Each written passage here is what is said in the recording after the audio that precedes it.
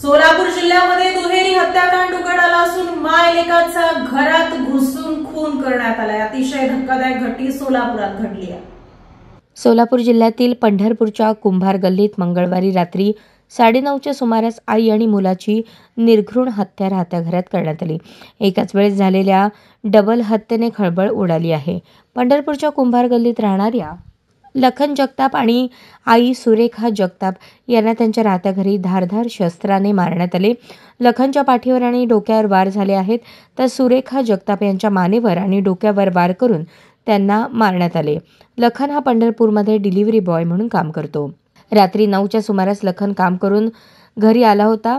यानंतर घरी आई सुरेखा आणि लखन दोघेच होते। काही वेळाने रात्री 9:15 वाजता लखनचे वडील संजय जगताप हे आपल्या घरी पोहोचले। त्यावेळी त्यांना घरात मुलगा लखन आणि पत्नी सुरेखा यांचे रक्ताच्या थारोळ्यात पडलेले मृतदेह आढळून आले।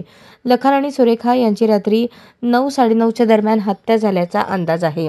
यावरून आसपासच्या परिसरातील सीसीटीव्ही फुटेज तसेच संबंधित घराच्या लोकेशनवरून फोन कॉल, सीडीआर, घराच्या आसपासच्या लोकांची चौकशी करत पोलिसांनी तपास सुरू केला आहे।